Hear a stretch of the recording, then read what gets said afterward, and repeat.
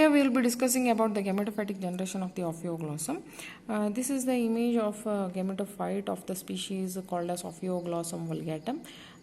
This is the longitudinal section of the same one. As we all know, the spores produced by the Ophioglossum are homosporous, that is, they are similar in size and shape.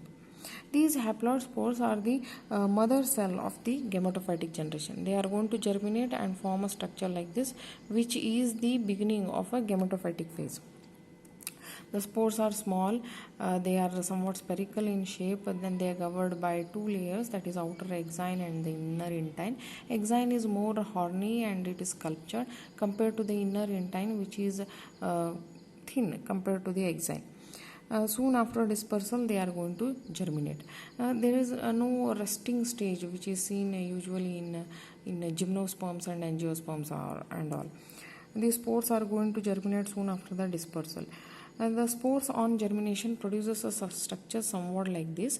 This structure is a subterrane gametophyte. Subterrane in the sense it will be not present on the surface, it will be present beneath the soil, it is present under the soil.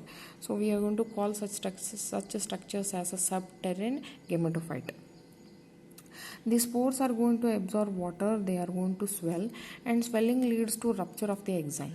Once the exine is ruptured, it is going to undergo further divisions.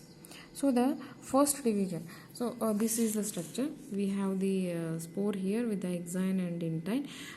Spore are going to absorb water and they are going to swell, swelling creating pressure. That pressure leads to rupturing of this exine, and after rupture it will go further division like the first division is transverse, leading to formation of two cells, that is upper cell and the lower cell. Now there is another vertical division in the lower cell, leading to formation of this three-celled stage. This is the stage at which a fungus is going to come and it is going to infect these cells. So at this three-celled stage, there is infection with the mycorrhizal fungi. If the infection won't occurs at this stage, the development will be arrested. It is not going to develop into a gametophyte. The entire development is dependent on infection with the mycorrhizal fungi. As the gametophyte is subterranean in habit, it is going to obtain all its food through the agency of the mycorrhizal fungus. That's the reason the infection of the mycorrhizal fungus at this stage is very important.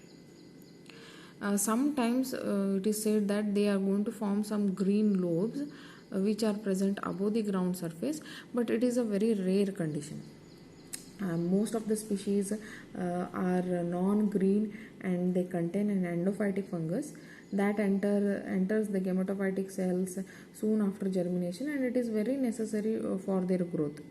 The mature gametophyte may be irregular like this, irregular cylinder. They may be branched or unbranched, and their size varies from millimeters to centimeters. They may range from about 1 millimeter to about 6 centimeter. Now speaking about the sex organs of the Ophioglossum, the gametophytic prothallus, this is a prothallus, gametophytic prothallus, where you can't differentiate the stem, root and leaves. Such structure is a thallus. So this is a prothallus, gametophytic prothallus of Ophioglossum.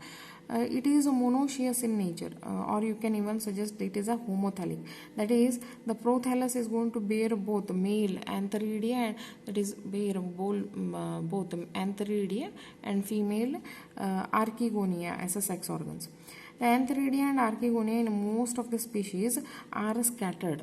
They may be scattered or and even intermingled over the entire surface of the gametophyte. In the sense, both the male and the female sex organs are produced on the same thallus. They may be intermingled over the entire surface. They are present on the surface of the gametophyte. This is what it means. So we have a subterranean gametophyte which is usually non-green in color, in the sense it is completely dependent on the mycorrhiza for its nutrition and all. That's the reason the infection of this at the three-celled stage is very important.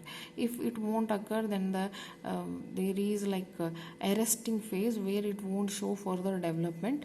If further developments are not there, then the production of sex organs will not be begin. And end of the sex organ is the end of the entire cycle. That's the reason infection is very important in case of development of gametophytic generation in case of ophioglossom. Thank you.